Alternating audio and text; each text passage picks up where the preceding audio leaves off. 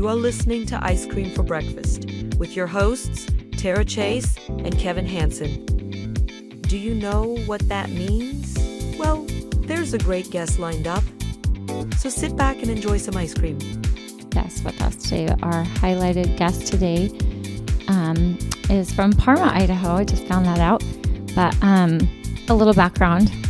We haven't ever met in person, but I have been drawn to this gal for at least 18 months of my life. And we have connected through social media. And then, of course, Kevin will probably want to share how he got to meet her too. But our guest is Amanda Johnson. So welcome. Thank you. And we are going to have a great visit with you. And we're excited that you're able to come and share with us a little bit about you and your experience and to date what has been going on in your world, your life, and with what we do here. It's what you feel comfortable sharing. Anything you don't feel comfortable sharing, you don't have to, but know that we support you and we are ecstatic that you're with us. Thanks. I'm happy to be here too.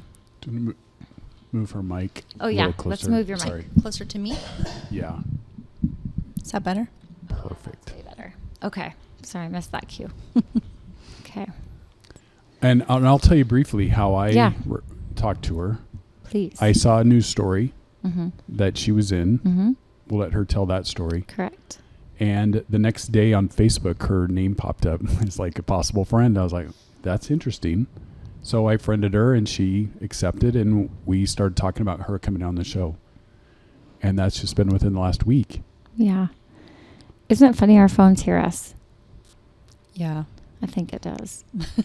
I mean, I had an experience of that too. I'm like, I said one person's name and the next thing I know, they're first and foremost on my feed, my social media feed. So I'm sure if we all say our names a lot, we'll all come up on each other's phones tonight. We can have a little test run, but You're going to have a bunch of Rupert ads I coming up on your might. phone tonight.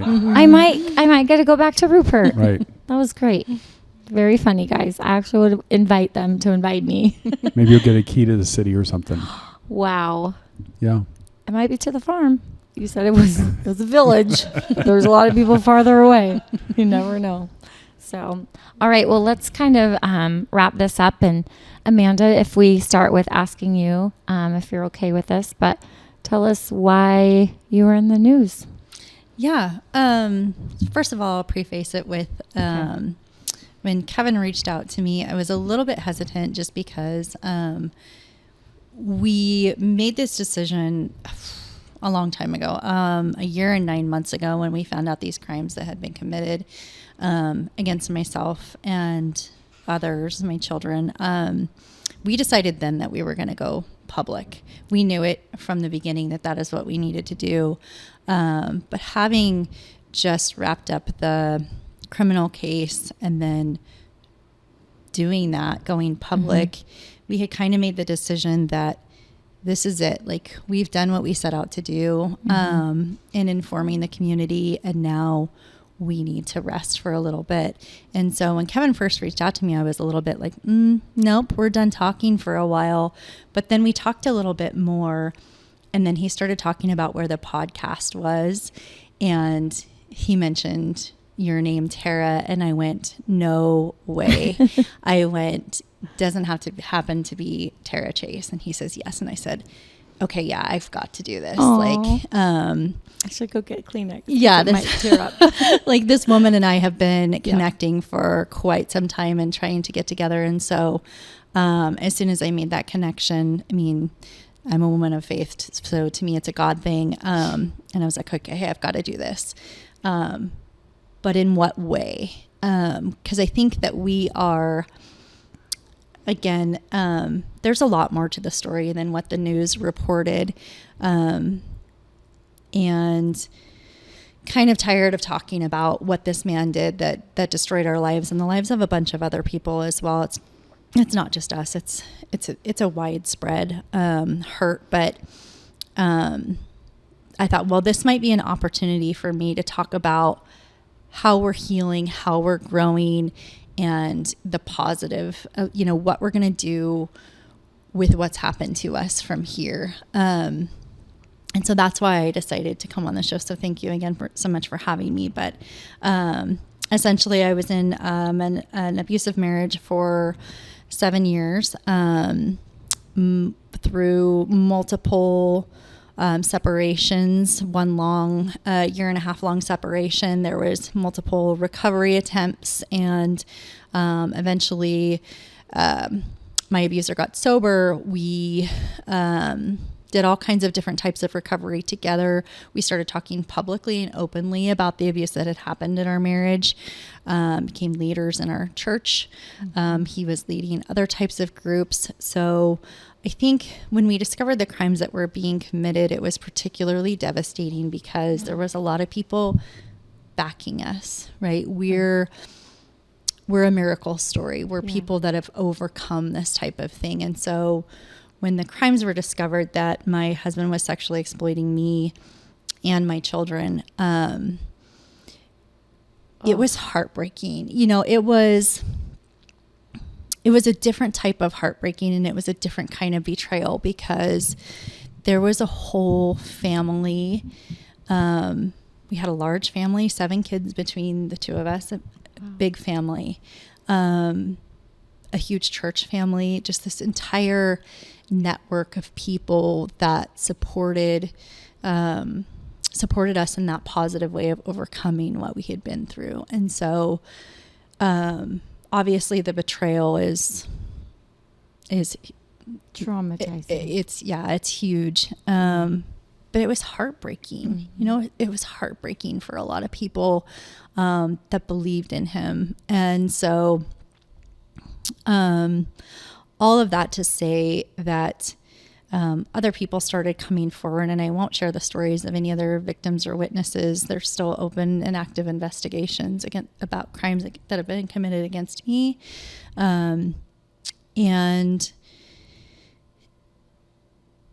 I won't tell the stories of other people. I think that all victims have a right to their own story. I have gone to the police with any and everything that anyone has ever told me, because I feel like that's my duty as a citizen.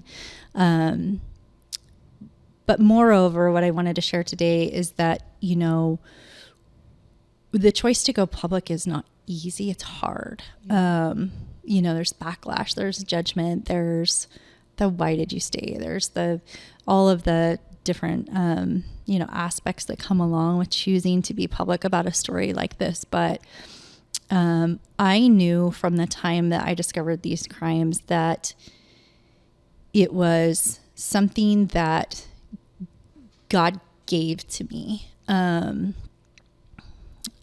strong enough to withstand it, and I just knew that I had to do whatever was within my power to do to tell the truth and that the truth be known.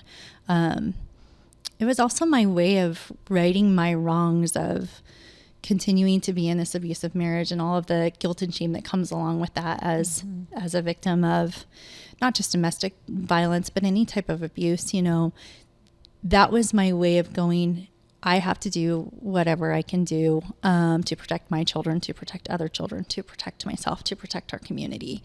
And so that's what I've been doing for the last year and 9 months is leaning into my own recovery, leaning into my faith, and just kind of fighting this insane, long drawn out criminal battle. And it's been a battle.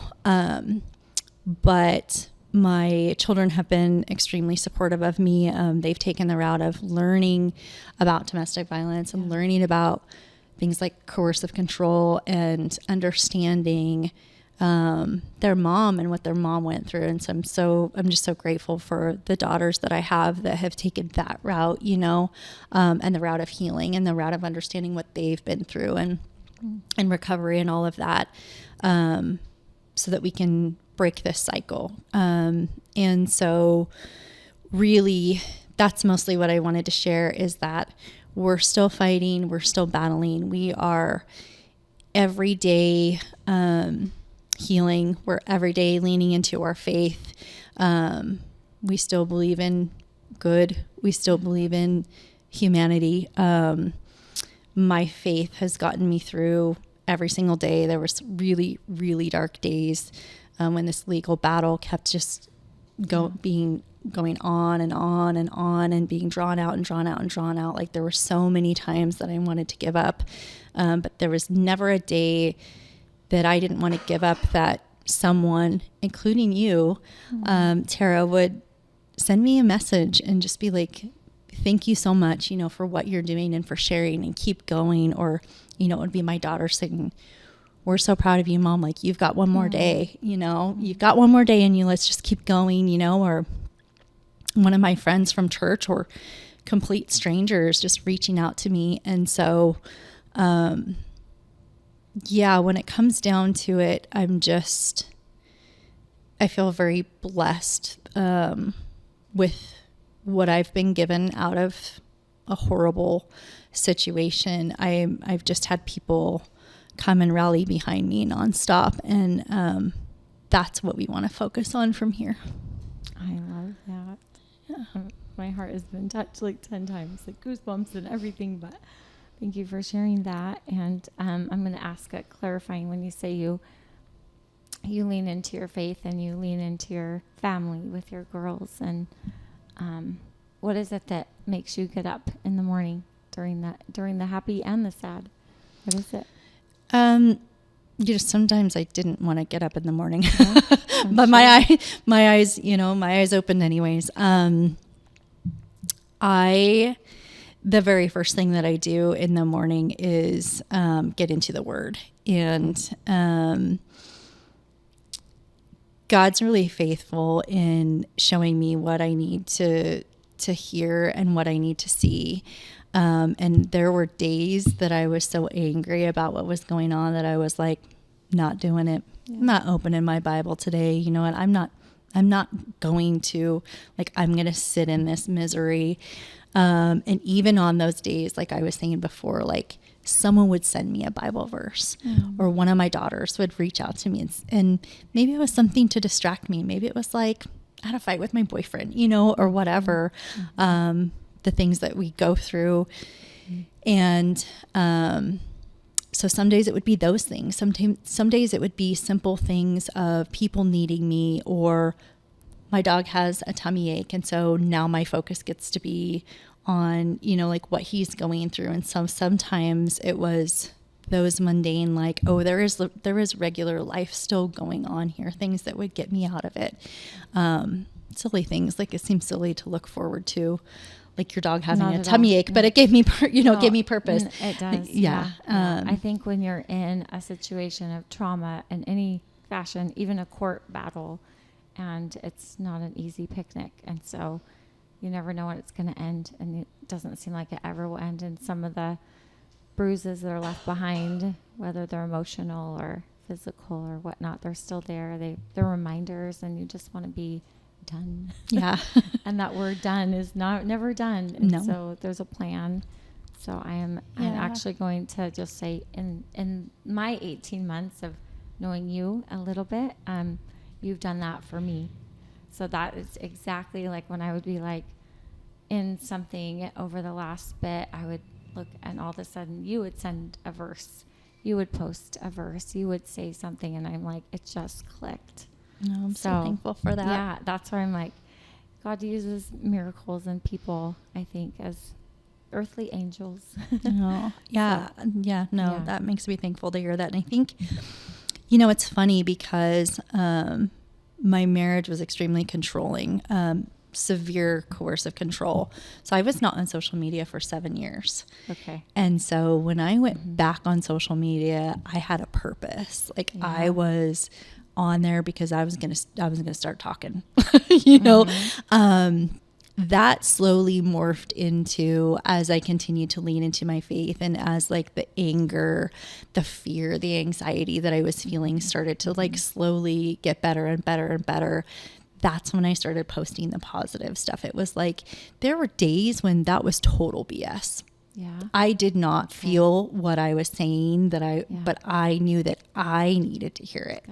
And so, that's kind of how it started for me to start posting publicly and posting the verses and, what they were doing in my life that day. But sometimes It was a fake it till you make it. Sometimes I felt so disconnected from God and my community and my family and everything else. But it would be because people like you or other people would reach out to me and say, thank you, like continue to share. And so there were days that I didn't feel like doing it and I did it. And yeah, God never failed to send me someone to say, hey, thank you so much. Like I resonated with that today. And so it just kind of like kept going and going and going. And it was a huge part of my healing process to do that, like to continue to share. I bet. Yeah. I bet. Yeah. So Wow. Thank you. I don't want to jump too far ahead, but there's this phrase called being a sin eater, where you take on whatever's happened to you, but you don't allow it to go forward. Mm-hmm. And I think I've been through that with some parents or a parent that had her own trauma. What is the steps that you're doing for you and for your daughters to kind of take this and absorb it, but not let it define who you are moving forward? yeah, thank you for asking. That's a great question. That's really, really important to me. And again, one of the other reasons I was like, ooh, do I even want to keep talking about this anymore? But, very much we have gone through, I could give you a list of the tangible things that we've done to heal: trauma therapy, PTSD therapy, sex trauma therapy, twice a week counseling. I mean, we dug deep for a long Does this go time. individually and collectively? Yes. Okay. Yeah. Well, not collectively so much. No. We do a lot of talking. Yeah, that's We do a good. lot of talking. Good. But so I could list, all of the things that we've done tangibly, but I think more than anything, it's just that we know the life that we had before this man entered our life. We know the blessings that God has given us before and along the way, and even the way that he was there all along. Mm-hmm. And so because of that, we're able to go, we're going to be there again. We live our lives now where we count small blessings. And I think that all of us that have chosen the path of healing and that have, made these moves, regularly, daily, maybe even hourly, are going, but I have this to be thankful for, but I have this to be thankful for. So living a life of gratitude is huge. And then we get to say, this is something really bad that happened to us. But it's not who we are. And it's not the life that we've lived, and it's not the life that we're going to continue to live. Yeah, we're going to share so that we can help others. And I believe it's a big part of our healing process, but for the most part, like, this is going to be a chapter of our lives, and it's not going to be the best chapter, but I do think that really beautiful things are going to come from it. I love that. Yeah. You know how it brought to mind, do you remember when we were all in elementary school and it was, what do you want to be when you grow up? And usually it was always related to a career. So I wonder, going through definite abuse and a life that, like a chapter of your life that you can't necessarily get rid of, but you can tear the paper out and get a new page. But I wonder if, like when we don't get what we say we're going to do when we're in elementary school, and obviously you never plan for divorce. You don't plan for abuse. You don't plan for, all of the hate or, the judgment and the shame and all these things that come out. But I have always paid attention to Amanda and other people that I see, and when they overcome something, it's like they become my role model. Yeah. So by you talking, and your daughters will be role models for so many others that maybe not feel comfortable talking and seeing. And I think that, what do you want to do when you grow up? It's so much more meaningful to say, I want to be somebody's something. I want to be there for other people. I want to be kind. I want to be, compassionate. I want to have empathy.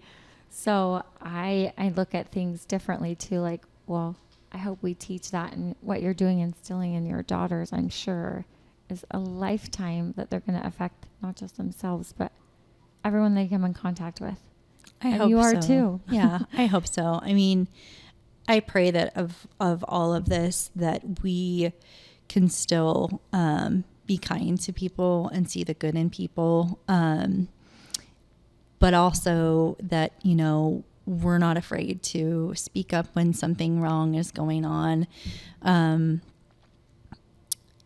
I think, you know, I think my daughters already had that instilled in them before this happened. But yeah, I'm just incredibly proud of their strength to go through.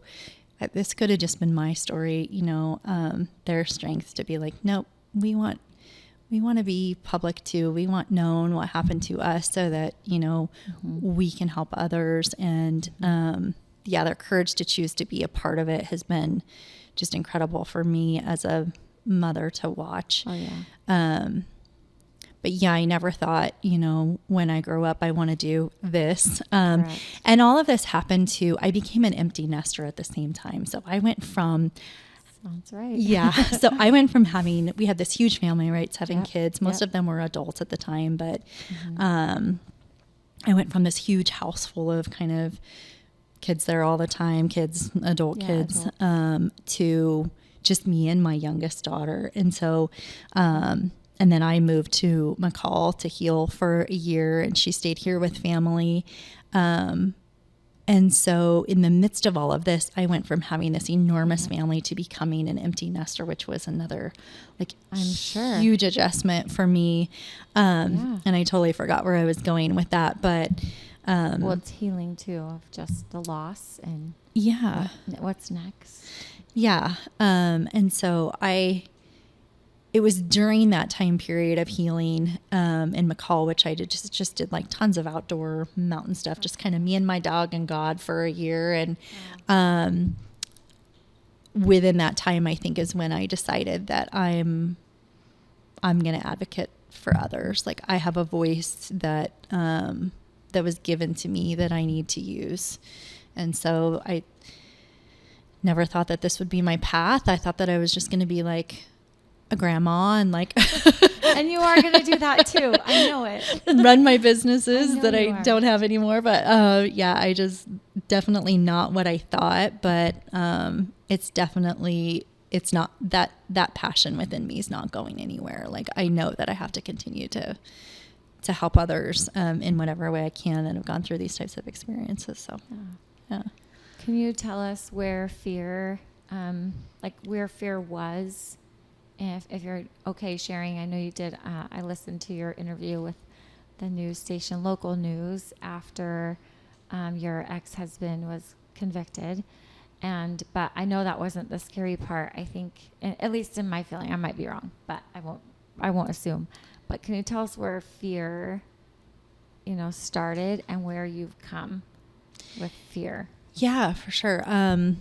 There was a ton of fear. I mean, the news was really good about not getting too graphic into the crime, but I feel like they did a really good job of like getting the point across of how serious it was.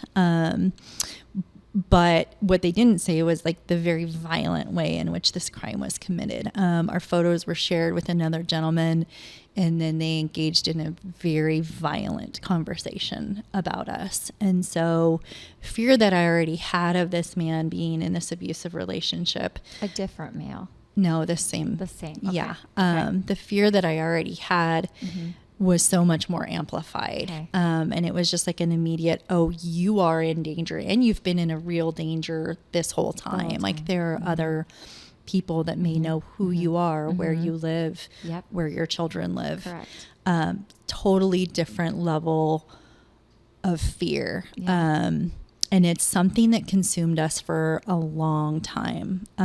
So much so that my daughter, my youngest that was still in the home, moved in with family, and I moved up to McCall. So it was who's watching us, everywhere we go in public, everywhere we went or slept, or you thought somebody was And coming. he was out. He was out on I bond. remember he was on he was out parole, on right? bond. Yeah. It took 4 months from the time of the discovery of the crimes to even charge him. I didn't know that. Okay. Yeah. And so, Yeah, that's a long time. It's a long time to live in fear. It was looking over our shoulders everywhere we went. It was video cameras. It was guns. It was the whole 9 yards. And was he contacting you? He was at the very beginning. Yep. Okay. Prior to them serving the restraining order. But even after that, he continued to do third party contact. And through our divorce, I would get, information like passed to me through our divorce from his attorney of he very much knew where I was. Within a week of me moving to McCall, he knew that I had moved to McCall. So he very much was still keeping tabs on me. Not quite enough to ever get him for a violation of the restraining order, but so I knew he, it wasn't done for him yet. And so, and then the more and more that he kept kind of, I don't want to say getting away with it because there's a legal process that happens, but he very much was manipulating the legal system and the just constant continuations of the criminal case. And every time that happened, every time that we thought there was going to be a closure, the trial was reset 3 different times. There were times that him and his attorney just simply didn't show up to court. And so it was just this wild case. And every single time it all came back, every single time that we felt like we had been failed, or that he was maybe going to get away with this, or we were having to prolong things, like all of the fear came back and would just like hold us for a little while. And so it's a process. And even when you feel like you're 10 steps ahead, the one little moment seemed like it was like a setback. Very much so. So you're like, I'm doing well. Then I go to court and there's like the setback. Yep. You're like, oh, I'm starting all over again. Yeah. I think, as much as we were truly healing, there was also a big sense of like, oh, we can really heal when it's done. When it's done. And so every time it was like, nope, it's not done. Nope, it's not done. Nope, Still it's not fighting. done. Yeah. Do you, I know you're going through the divorce. Was there 2 different cases going on at the same time? The divorce. That's a lot of people have asked me with you was the divorce case in a family court and my criminal case was in the criminal courts, and they might not be colliding. Yes, Or they were going on at the they same were time. Aligning. They were going on at the same time. I thought so. Okay. Yeah. So you've got 2 Yes. war zones. Yes. And the same types of things in the divorce, like constant delays, not showing up to hearings, all the things were happening with that as well. So, it was a lot of my nervous system at once. Cortisol levels. Were we talking about that? Yeah. So, but we are divorced, thankfully. And did that get settled? Like, what was the time frame for divorcing so that you could feel like that part, just in splitting? We didn't get divorced until April. Okay. So it took that whole time. That long. Okay. Yeah. It took a really long time. And then that's not over either because he's failed to comply with the court order. So now I get to file a contempt of court. Order. Okay. So it's not done yet. But thankfully my attorney's been amazing throughout all this. He's really good about being like, let me handle this. So good. Okay. Yeah. What is that was April, the final finale of the divorce. Mm-hmm. Obviously there's a decree that's not being fulfilled, but now the most recent court case, the criminal court case, just settled on what day was it? September 2nd. Yeah. Yeah. And by the way, today is September 11th. Yeah. Yeah, just recent. And back to your question about fear, I think I kind of circled around that, That's but okay. That day I was so thankful. That day of sentencing in the courtroom, I think was the first time that I was able to look at him, be next to him, look him in the eyes. And I did. Wow. It was 3.5 hours. The sentencing was, and I felt absolutely no fear at all. And so I knew, I was cognitively aware that I felt no fear, for maybe the first time, in 8 years. And I remember just thinking in my head, okay, you know, like you feel like you've had all of these setbacks in your healing, but I'm like, nope, that's huge. It all came Yeah. together. Yeah. Wow. That's awesome. Yeah. We might have That's talked about this briefly, but going back to the Brian Koberger trial Yeah. and how the families in their impact statements, they were so different. Yes. There were some that I forgive you. There were some that the one uncle, I think, said, I would like to take you out in the forest for 5 minutes and show do you to you what you've done. Yeah. So Yeah, revenge. how has your family dealt with that? Is there like a similar process where maybe siblings or parents or, I mean, how have they kind of dealt with all this? I think that it has changed over the course of time. I think that there was initially just a ton of anger and outrage. And I'll be completely honest, even as a Christian woman, the thoughts that I was having were thoughts that I never thought that I could have. Sure. My second call after going to the police, or my first call after going to the police that first day, were two of my ministers. And I said, you need to come over here. I'm going to do something that I might regret for the rest of my life. And they faithfully did. And they kept coming, you know. Yeah. But there's definitely a human response to this level of evil and violence that the people are going to have. A violation.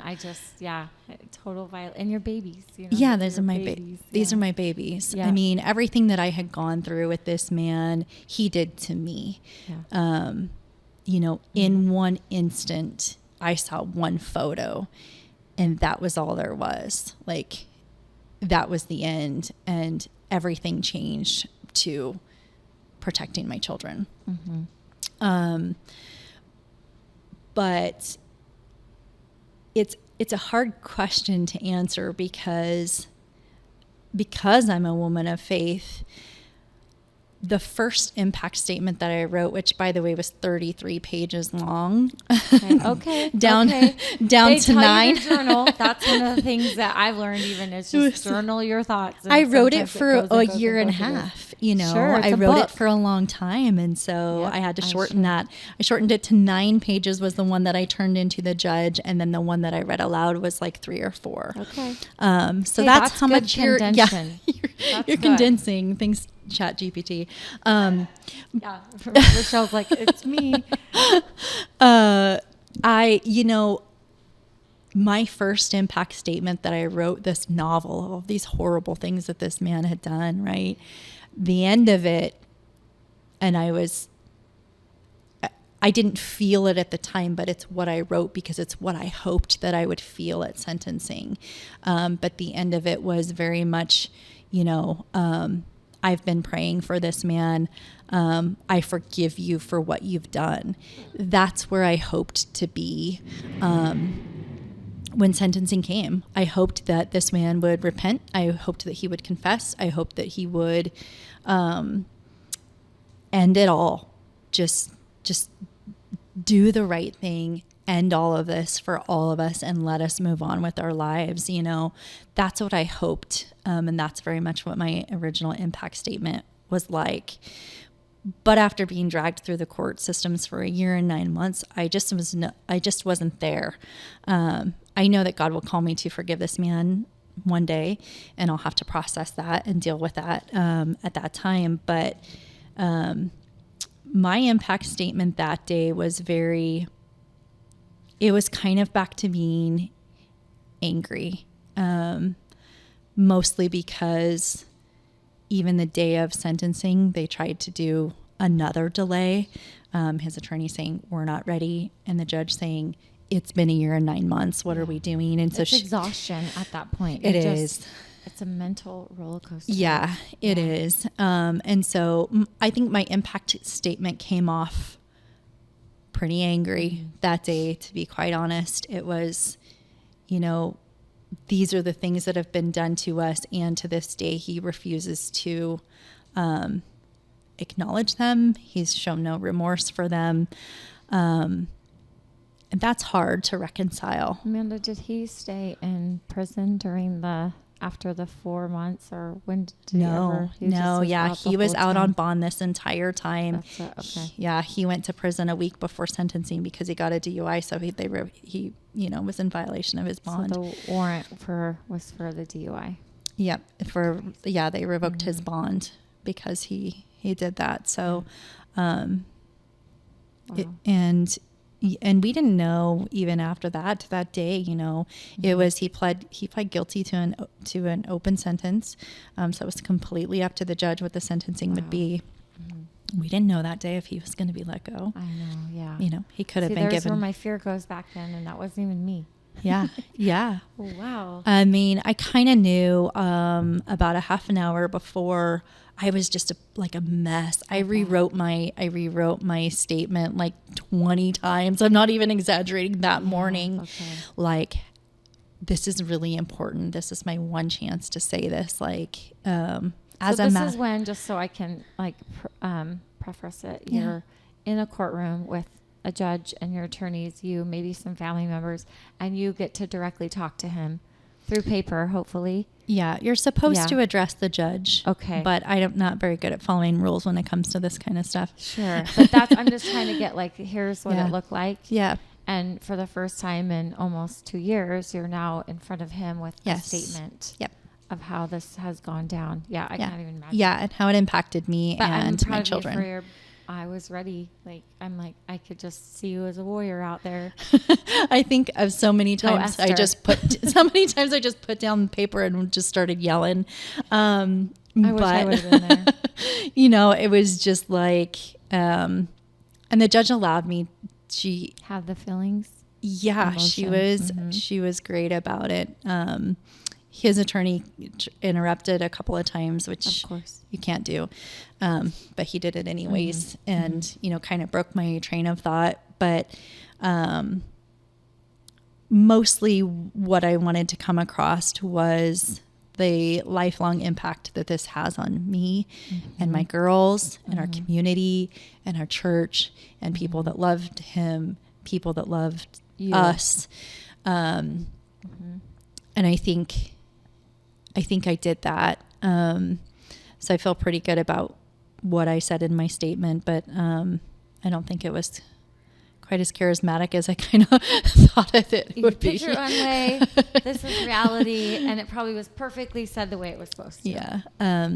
So yeah, I think it was impactful. I mean, obviously when a case goes on this long, the judge already knew. The judge already knew what her ruling was going to be. She's been so, heavily involved in this case for so long.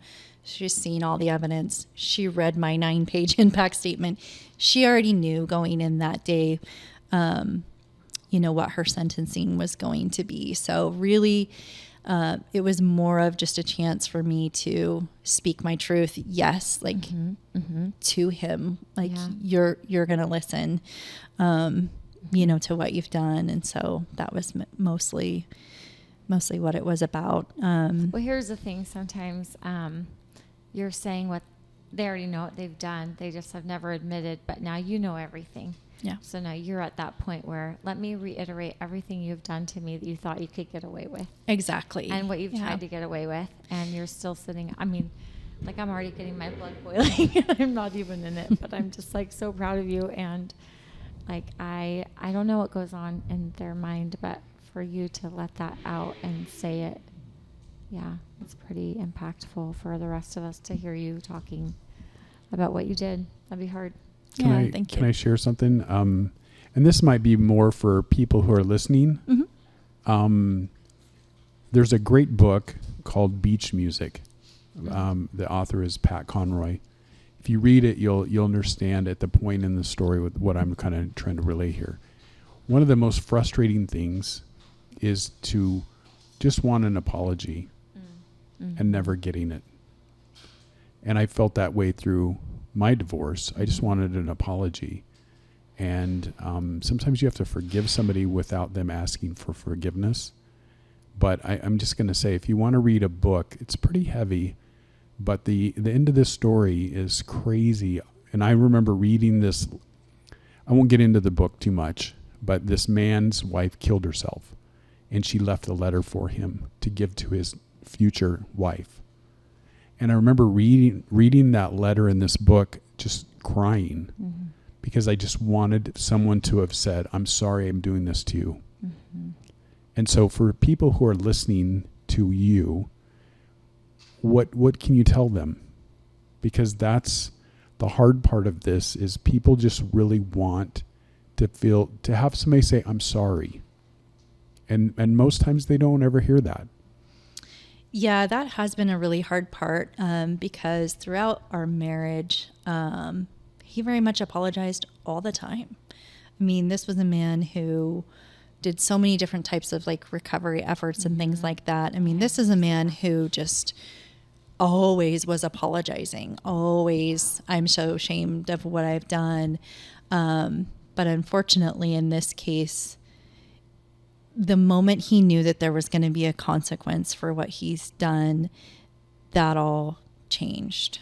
From that moment, there's been just no show whatsoever of remorse. And, you know, I'm not legally allowed to talk about it, but they do a pre-sentencing investigation report, you know, between when someone pleads guilty and sentencing. And this was about 10 weeks for us. So it was in depth. And it's basically a biography of this person's life. And one of the rights that a victim has is to read that report. And then it's destroyed. So this is something that a lot of people don't know if you haven't gone through a case like this. The attorneys get to read it. The judge gets to read it. Obviously, the investigator that does the report, the victim gets to read it.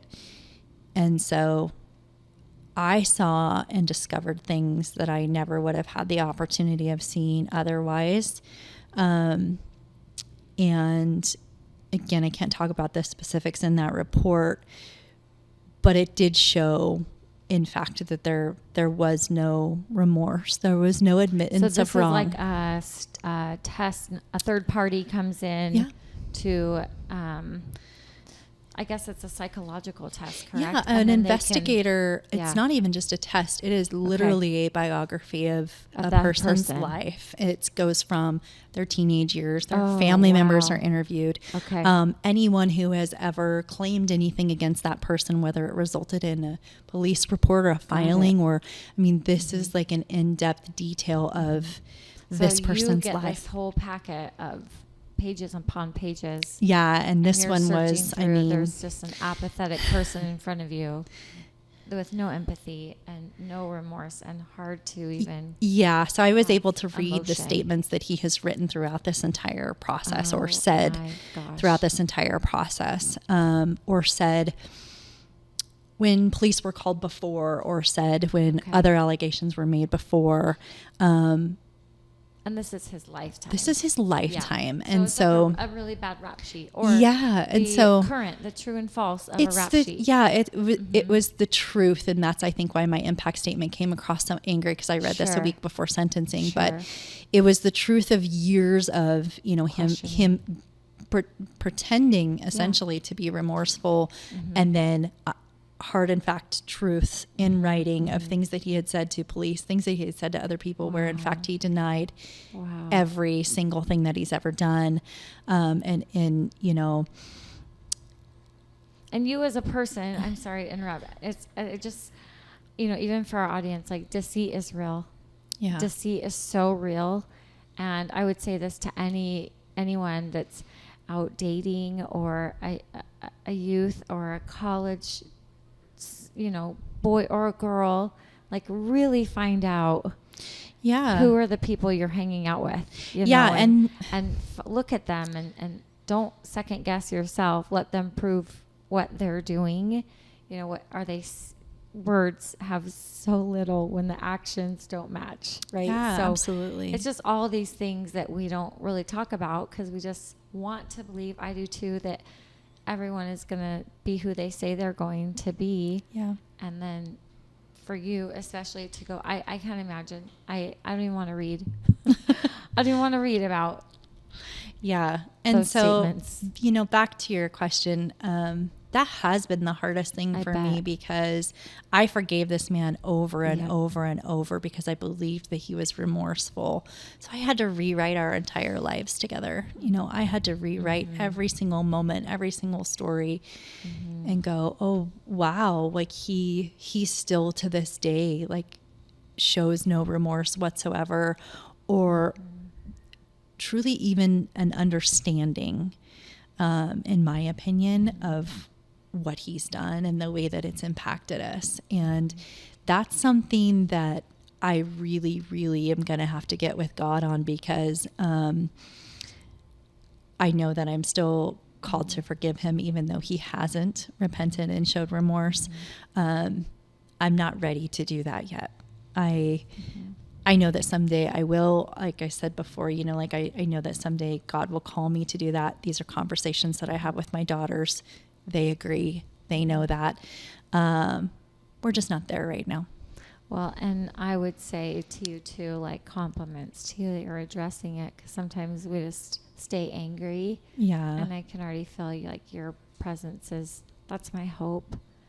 And it's not that you have to go and trust anyone again. It's a forgiveness in a way of, so that it's not being, you're not carrying it. Yeah. Something else can carry it harder and longer than you already have. You'll always remember, but to lay that down, someone else can take that burden, and then you free yourself from carrying it. Not Yes, that it exactly. didn't hurt you and Exactly. it's not And there. that's the grace of God, right? And It is. I was talking to Kevin about this. Since the moment those cuffs were put on and he Yeah. left that courtroom, I have not thought about him Wow. Okay. once. I haven't thought Wow. about how he's doing in there, how he's Wow. being treated, Wow. if he's repenting or he's remorseful, like Yeah. truly in that moment, and through, I think, just so much love and prayer and support.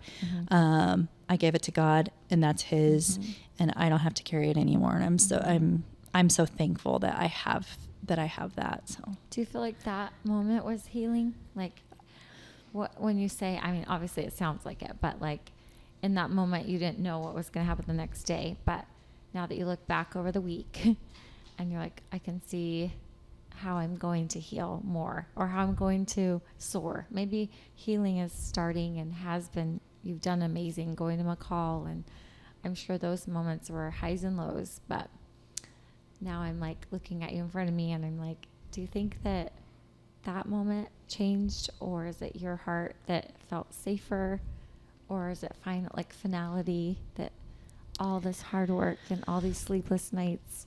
I think it was All the all of pain. it. And I also think that it was just, I never doubted God's promises to us, but I definitely doubted the justice system throughout this process. And Cheers, toast to- I'll be brutally honest. I think we all Yeah. went into that courtroom today expecting to be disappointed. We all went into that courtroom expecting that we would never feel like we got justice.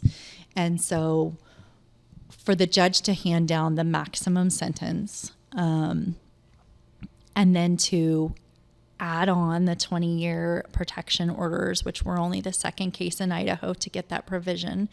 I did not know that. Yes. Our prosecutor fought for that. There's only one other case in Idaho history who had a felony restraining order put into place that lasts beyond the sentencing. That's totally typical. Wow, okay. But I think, again, it just goes to show like the seriousness of the crime and the Sure. way that he committed the crime, Right. and how impactful it's been on our lives. So it was just a moment of,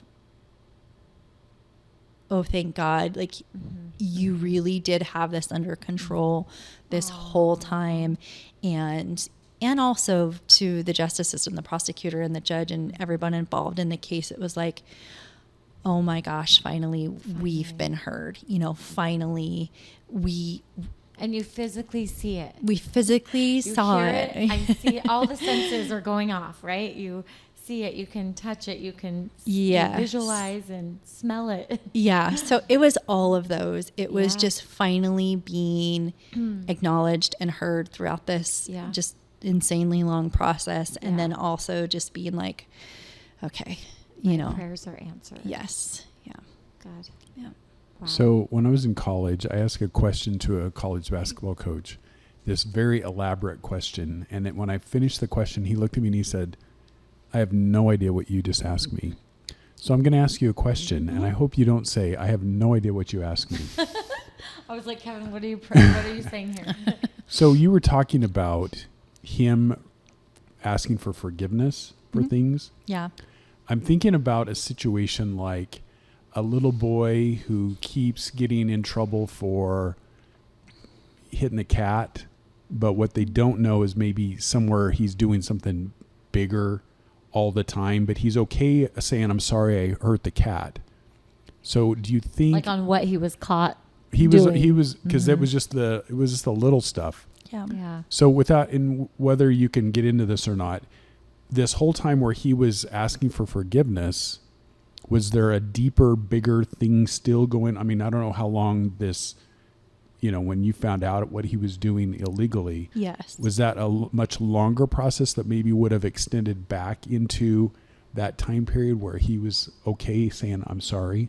Oh yeah, absolutely. And I completely understand what you're asking. Thank you. We very much so believe that he was admitting to and being apologetic for the smaller things, which were not small things. This was a huge amount of abuse. Okay. Very much so that he was being remorseful and apologetic for those things, to hide what was really going on. The evidence that we found shows that he essentially was stalking my children from before we were even married. So, and again, there's been accusations that have come out since, accusations that have come out prior of other things with other victims that I'm not going to share their story, but only he and God know what he was truly remorseful for, what he was truly doing, if he really was seeking God and really was trying to change. None of us can say that. We can sit here and talk about sociopathic behaviors. We can talk about narcissists. We can sit and psychoanalyze all these things. But that's the truth of the matter, is that no one truly knows. But I do believe that he very much was Involved in this crime for a much long longer. time, and that that he put on a facade of being remorseful and wanting to change and admitting to all of these things, including the abuse in our marriage, when really the things that were going on were Way much But worse. To keep you. Yes. Yeah. To keep you. Yeah. And keep the kids. Yeah. There was a study I remember Thanks hearing for sharing that. years ago, and they talked to all these different men on death row, and they were trying to figure out what was the commonality between them all. And almost all of them had, as little boys, found their dad's Playboy. Mm. And then they got desensitized to that, and it went to video, Yeah. and then it went to a strip club, and then it went to prostitutes, and then it went to, they needed something more, and then it went to murder Oh my or gosh. rape or murder. Yeah. And so I think, and without knowing the facts, I'm sure there was a building up process of where he started to where it. So it's great that, he was caught now, because you never know what would have been next. Well, yeah, for sure. That was the driving force of us just continuing on no matter what the delays, no matter what, like we weren't going to stop this fight. And there were many times when we were essentially asked to give up. There were many times when I was asked to accept a misdemeanor or Oh, interesting. all kinds of By different the courts. Yes. Oh, Wow. absolutely. There By were his attorney trying to get like this dismissed. yeah, or, times I was threatened to be silent by family members and other people. Yeah. I mean, Yeah. this was a Hard. fight, and that's why. I mean, we knew with the evidence that we had lived through, and then the evidence that we found initially, and then again, there was a second device that I had for a year. So it just kept coming and coming and coming. We knew at that point, there was no doubt that he was capable of even worse than this. There was absolutely no doubt in our minds that this man could be capable of the absolute worst crimes against humanity that someone can do. We knew it. We still know it. Yeah. And that's why we fought so hard. It's like, okay, this is the only thing that we have now. This is the only thing that we have control over, is this one case and this one charge. So we've got to do absolutely everything that we can do. And I think the judge absolutely recognized that. And that's why it was such a harsh Don't you sentence. guys think it's sad when the parenting part has to happen from law enforcement?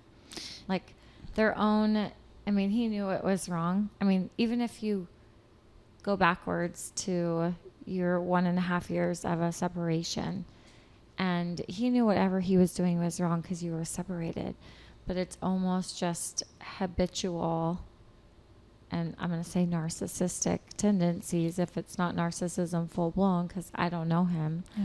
But it's the worry that you have of how is this possible? And yet so often, I mean, he's a grown man, right? So I do believe, what Kevin's saying too is, like one thing builds on another. But Yeah. if you don't recognize it to get help as the parents, because I think all kids make mistakes and need correction.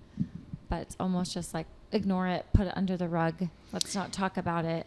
And then you deal with it as a wife years later, or kids will deal with it years later. And it's the book. Oh, I dealt with it. Now I'm leaving this note for the future wife. It's so hard to hear these stories. And then you got a justice system that wants to also excuse it. Oh, Yeah. maybe we can get you to agree because this is taking up court time. Yeah. And then you think of the Brian Kohlberger story 4 years ago now. Are we at the 4th year anniversary coming up in November? All that court time. And I mean, justice is one thing, but calculated moves by people that are deceitful, just awful. That's my take. Yeah. More of a statement than a question, but hearing this again, I'm just so I'm frustrated with what's right, what's wrong, Yeah, I think someone like him who also, he truly did have a double life. I'm not afraid of saying that. He did. I mean, he was 17-year military veteran leader, gosh, very okay. well-respected leader, a youth coach for 25 years in this community.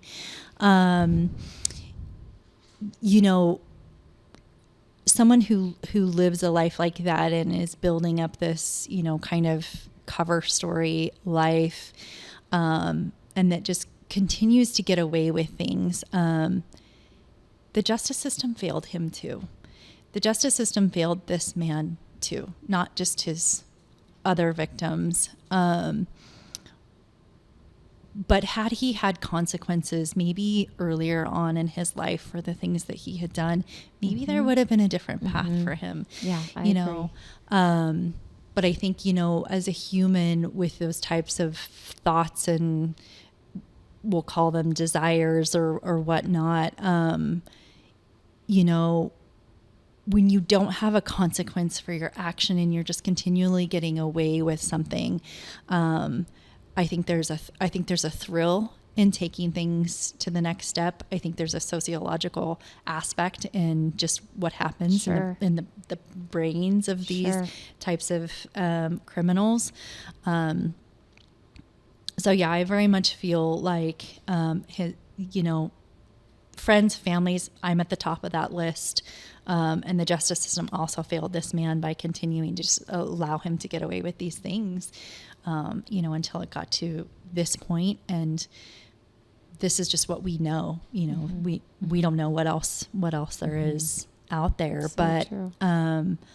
It is my hope that that now maybe once he has not only a consequence, but,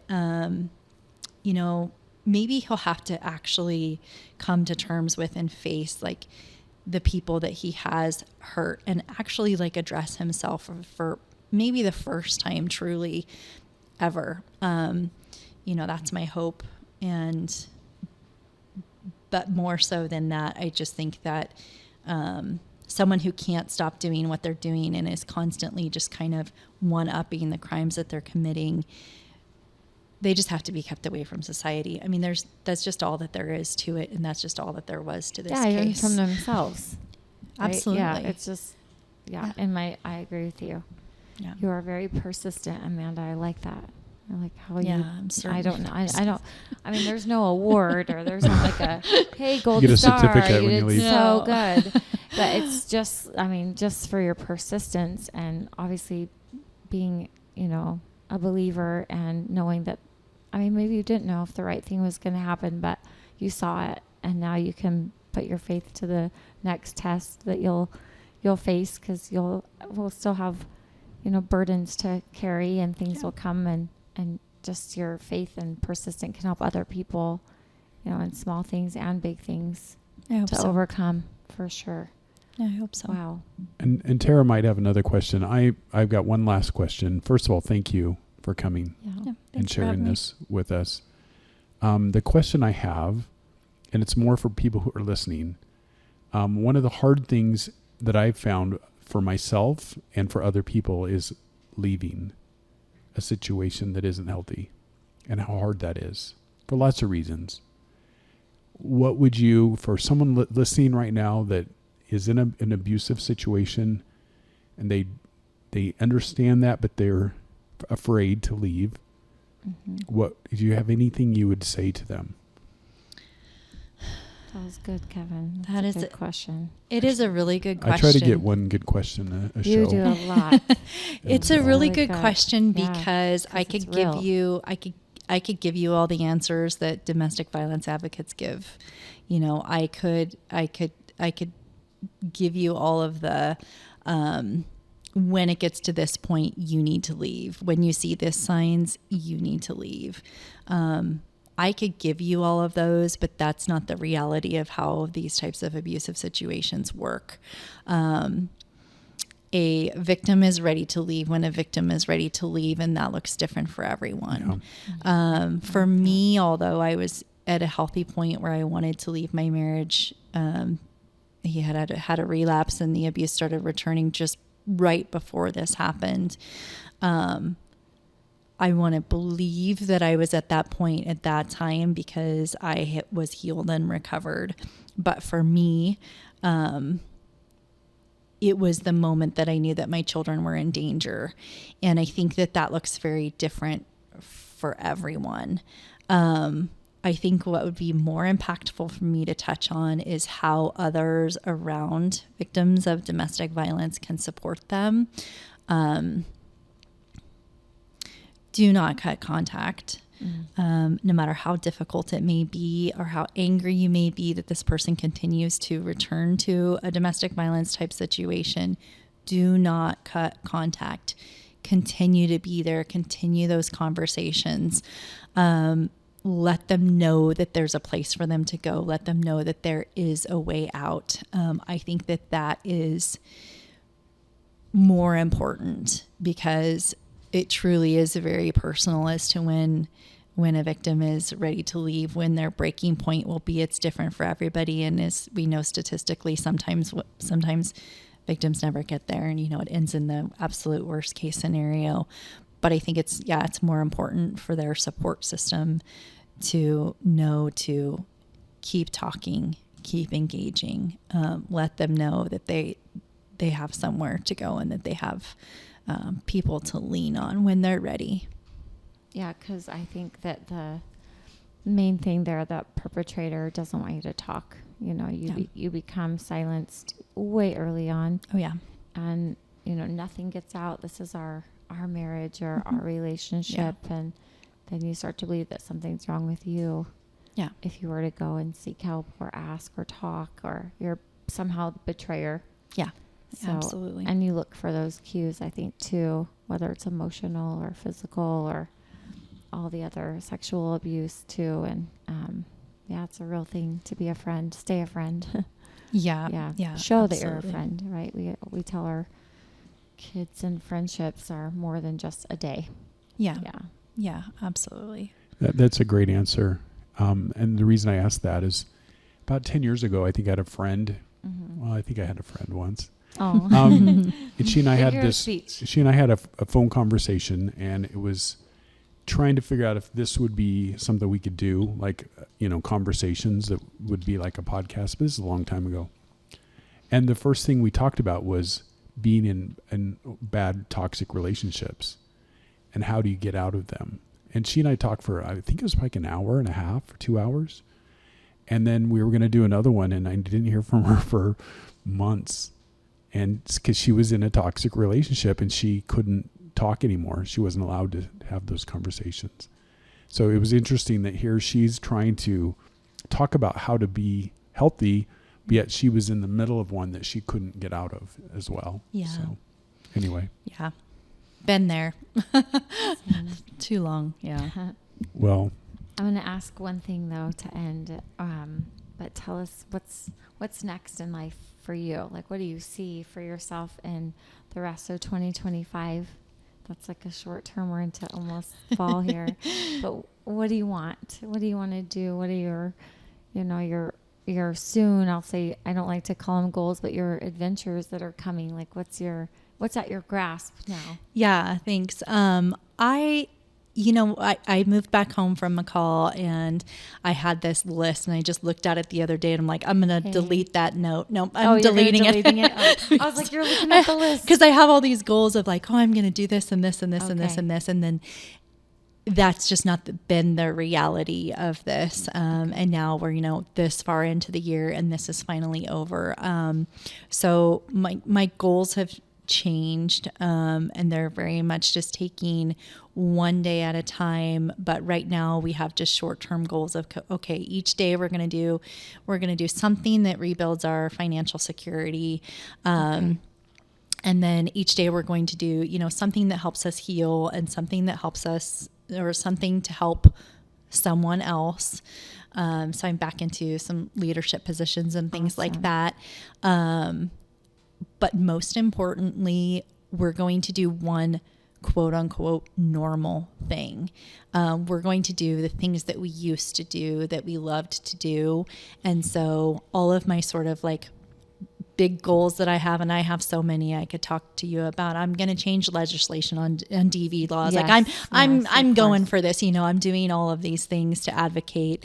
And those are certainly goals that I have. But right now, I think that the major thing that we need to do is let our nervous systems heal, let our hearts heal, and just get back to normal. So today I made pumpkin chocolate chip cookies because Yay. that's what I used to do every, first week At of this time of September. year. Yeah. And today, I got out my sewing machines because I used to sew and design clothes and stuff like that. And I made a love dress for it. my sister. And so right now, that's what our goals I look love like. that. That's what I wanted to hear. Give me a specific. So Yeah. pumpkin cookies and make Made a a dress for your dress. sister. Yeah. That's huge, actually. Don't ask me to make a dress for you, any of my sisters. I'll go find one, but no. She's That's been asking me awesome. for about 3 months, and I was Aw, just like, that's so cool. yeah. And I think she knew I needed to do it. And so, it's things like that. It is getting back to normal. It is living our lives. And like you said before, like this will not define us. Amen. Yeah. Yeah. Good. That's awesome. Man, I don't know how to thank you, but thank you. And we're going to stay in touch. Yeah. I'm super excited Me about too. that. And yeah, thanks for having me. I appreciate it. Absolutely. All signing off. Gotta say it. Cha cha cha. Oh yeah, cha cha cha. I was like, what did I say?